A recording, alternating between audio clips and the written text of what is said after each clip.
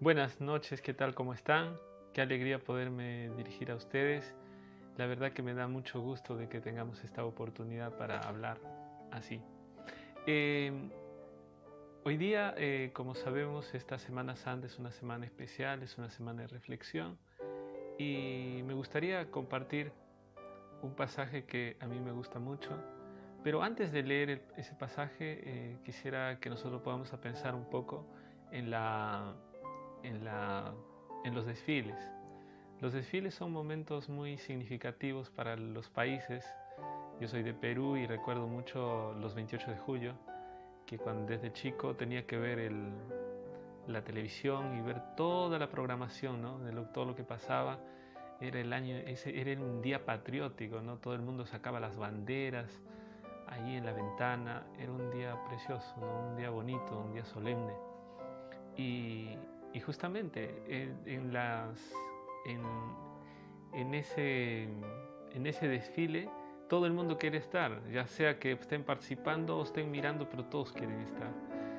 Y justamente hoy día vamos a hablar también un poquito sobre un desfile.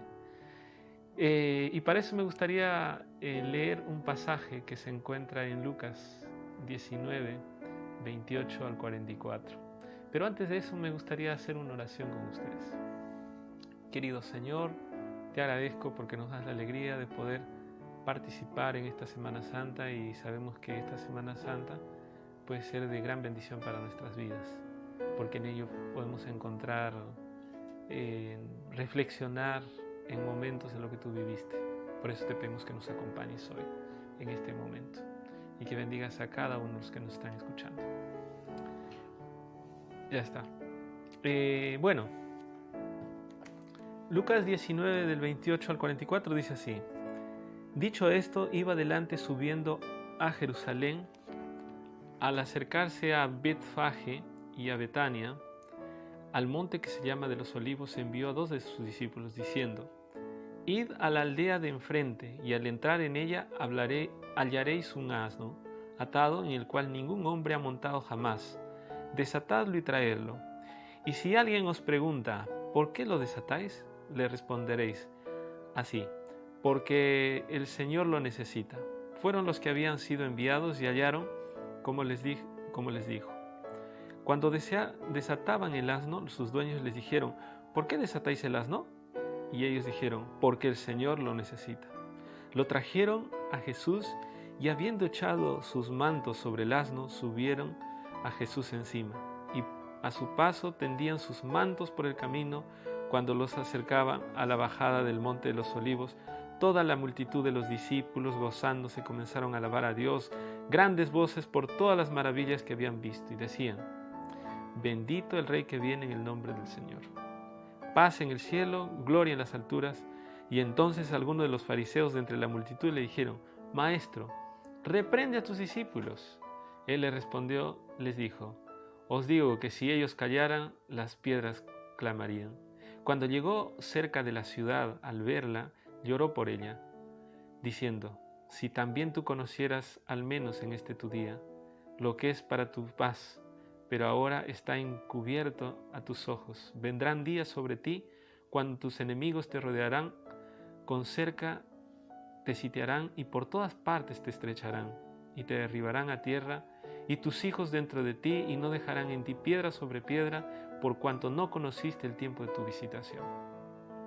Entrando en el templo, y bueno, hasta ahí nomás. El pasaje que acabamos de leer en este momento es un pasaje que justamente hoy día es Domingo de Ramos, y ese nombre le hemos dado porque en el año 31 sucedió este hecho, también un domingo. Un domingo que era el inicio de la última semana de Jesús antes de morir. Jesús, acá me gustaría comentar algunas cositas sobre este pasaje. Vemos que Jesús entra, pide a sus discípulos que vayan y traigan un burrito, y ese burrito es llevado y Jesús monta y entra así a Jerusalén. Y ustedes saben que un burrito es un animal simple, un animal sencillo, y hasta si lo podríamos comparar con el caballo, es un animal medio tosco, ¿no?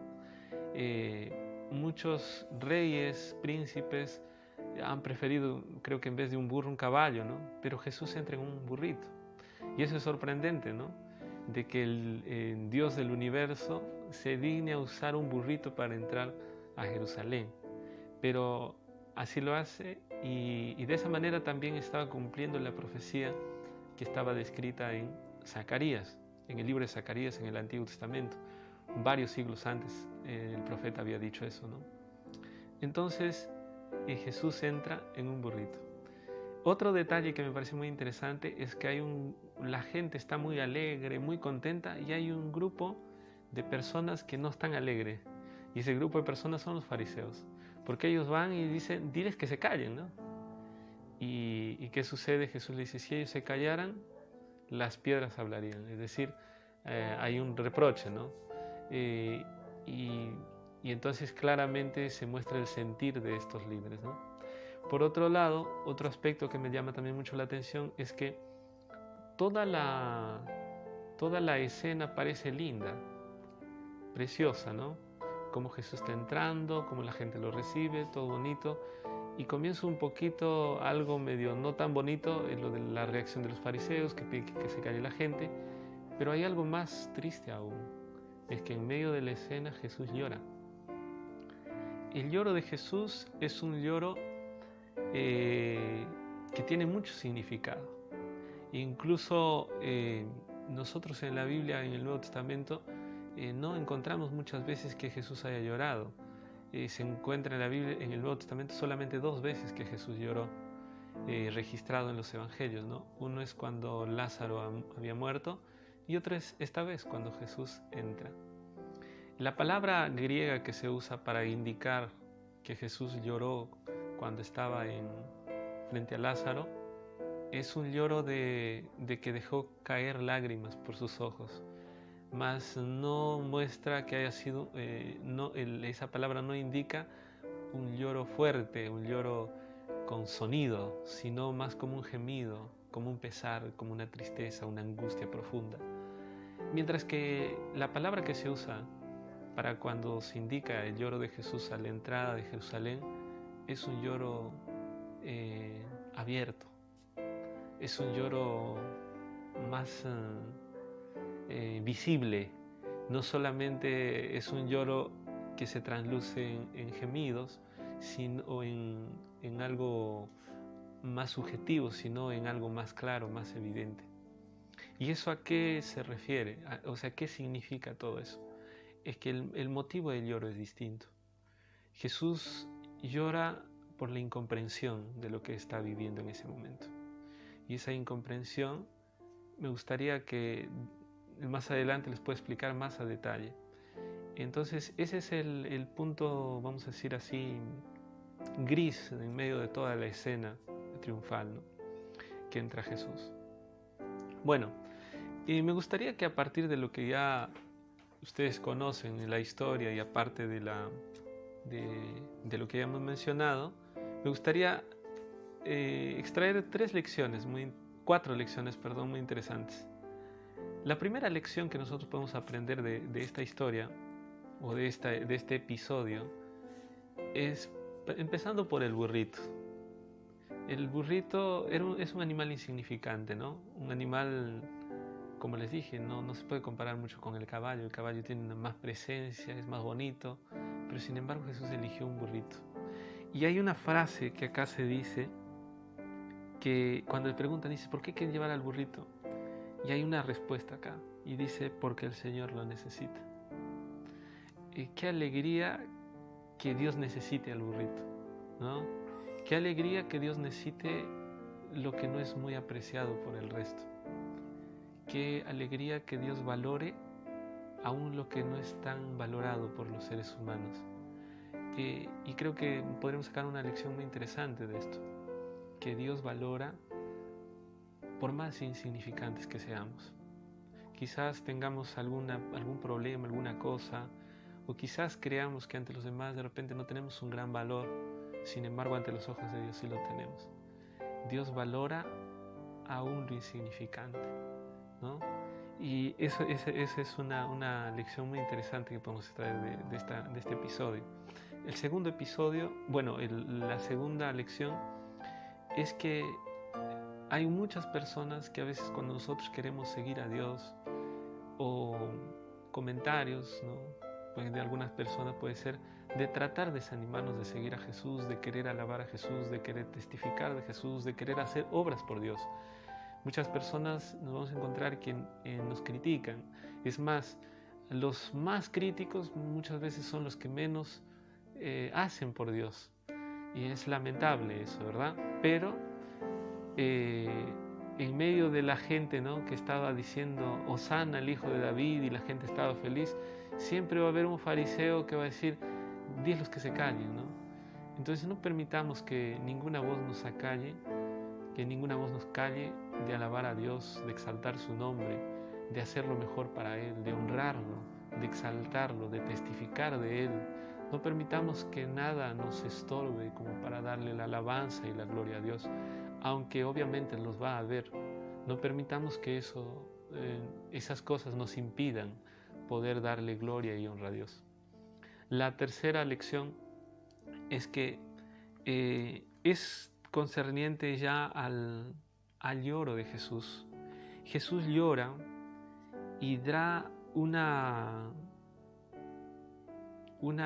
explicación de su lloro. Y entonces dice así, el versículo 42 dice así, diciendo, si también tú conocieras, o al menos en este tu día, lo que es para tu paz, pero ahora está encubierto tus ojos. O sea, Jesús se está refiriendo a la ciudad, pero no a los muros, se está refiriendo a la gente de la ciudad. Y le dice, pero ahora está encubierto tus ojos.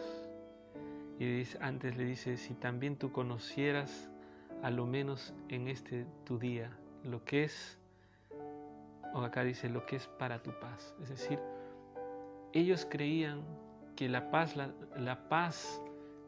que ellos buscaban era ser libres de los romanos. Ellos creían que si eran libres de los romanos iban a tener paz. ¿Y quién no quiere un beneficio material de cosas? Yo creo que todos. Pero Jesús nos ofrece una paz, nos ofrece un gozo, una alegría profunda que está más allá de eso. Es esa paz que hace cantar cuando Pablo está en la cárcel. Es esa paz que da a aquellos jóvenes que están en el horno de fuego. Es esa paz que no depende de las circunstancias, no depende del entorno, sino es esa paz que solamente Él nos puede dar y proviene solamente de Él, que no depende de accesorios. Y lo triste es que muchas veces nosotros podemos confundir esa paz con una paz humana, común, que lo buscamos en cualquier otra cosa. Pero los judíos de ese tiempo habían malentendido eso, y Jesús lloraba porque no habían entendido eso. Entonces la paz verdadera viene solo de Dios, no la podemos hallar en ningún lado. En cuarto lugar, la cuarta lección, el rechazo de Dios lleva a un juicio terrible. El lloro de Jesús no solamente tiene que ver con que los judíos desconocen esa paz verdadera que Él ofrece, sino que además de eso no son conscientes de quién es Jesús, de su misión, de su ministerio, de lo que Él les ofrece, las expectativas que deben tener de Él. Y eso hace de que ellos no lo acepten y cierren las puertas a Jesús. Una semana después, Jesús era crucificado. Menos de una semana después. Y Jesús ahí, al entrar también a Jerusalén, en ese momento que llegó a Jerusalén, purificó el templo, lo que tal vez también nos muestra de que toda esa alegría, esa pompa y todo lo que había era superficial, no había algo profundo, no había un cambio verdadero, una razón de depender de Dios. Y esa actitud le llevó a rechazar a Dios. Y al rechazar a Dios, a rechazar a Cristo, hizo que ellos no pueden oír todos los consejos, todo el mensaje que Jesús traía. Por ese motivo el año 70 fue destruido, todos todos los judíos que no aceptaron a Cristo, o todos los que no reconocieron a Jesús, que estuvieron en la ciudad, que quisieron estar seguros, el año 70 fueron destruidos. Mientras que aquellos que aceptaron a Jesús, como aceptaron a Jesús, creyeron en la profecía que Él les había dado. Y la profecía decía que cuando venían, que iban a venir los romanos, tenían que huir. Y ellos huyeron. Pero los judíos, como los otros judíos que no creían en Jesús, no creían en las profecías de Cristo. Entonces, para su mal, porque eso impidió de que ellos puedan salir y fueron destruidos. El año 70 fue la destrucción de Jerusalén y con ello fue destruido todo ese pueblo, ¿no? Y de ahí en adelante se inició una era de los judíos dispersos en el mundo. Y todo esto, ¿por qué? Por rechazar a Jesús.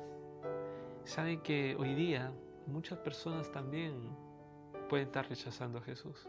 Y el tema de rechazar a Jesús no es solamente que rechazamos una persona, sino que a la vez rechazamos su guía, rechazamos su consejo. Y sus consejos y sus guías no son útiles y no sirven. Y cuando rechazamos a Cristo, rechazamos todo. Por ese motivo, el rechazo a Dios lleva a un juicio terrible. Las consecuencias que puede traer rechazar a Dios es terrible. Por eso que Dios nos llama hoy, nos llama a nosotros para que podamos responder a su llamado, no rechazarlo, sino abrazar su consejo, su mensaje. Al hacer eso estamos en terreno seguro, en terreno apropiado, ¿no? Y saben que al final creo que una de las cosas que podemos notar es que Jesús en la primera venida, cuando Él vino, muchos lo desconocieron, no lo aceptaron como debía ser, muchos lo rechazaron, algunos no estaban preparados. Para algunos fue una sorpresa la venida de Jesús la primera vez, y la segunda vez no va a ser diferente. Para muchas personas la segunda venida de Jesús va a ser una sorpresa.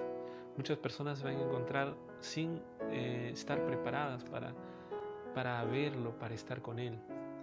Jesús viene esta vez como Rey soberano de todo y viene para instaurar su reino. Y por ese motivo necesitamos estar preparados, necesitamos estar prontos para cuando Él venga. Por ese motivo, usted necesita estar preparado para encontrarse con Jesús, de la misma manera que yo. Y por eso que en este momento me gustaría hacerle una invitación. La invitación de poder decidir y decir: Señor, yo quiero prepararme para cuando tú vengas. Yo quiero estar pronto cuando tú vengas. Yo no quiero estar en esa multitud que estaba ciega, ¿no? Que cuando Jesús entraba estaban esperando otra cosa y no lo que Jesús quería dar. Por ese motivo quisiera orar contigo. Vamos a hacer una oración para entregar nuestra vida a Jesús, para pedirle que nos ayude a prepararnos para su pronta venida. Vamos a orar. Querido Señor, te agradezco mucho porque tú nos das la alegría y el gozo de poder reflexionar en tu palabra. Tu palabra es digna, es buena y nos enseña tantas cosas. Te pido, Señor, que tú nos ayudes a poder depender de ti, a poder cada día prepararnos, a que nuestros ojos no estén ciegos para cuando tú regreses, que nosotros día a día podamos contemplarte a través del estudio de tu palabra, de tu escritura, y que podamos cada día ir preparándonos, moldeándonos conforme a lo que tú esperas, que tu Espíritu Santo no nos abandone, sino que pueda estar trabajando y que nosotros podamos estar haciendo decisiones que puedan aproximarnos de ti. Bendice a cada uno de los que nos están escuchando. Bendice cada vida, cada dificultad, cada problema, cada preocupación. Ayuda, Señor, a todos los que están padeciendo, sufriendo en este momento tan difícil de pandemia. Todo esto te pido en el nombre de Jesús. Amén. Que Dios te bendiga.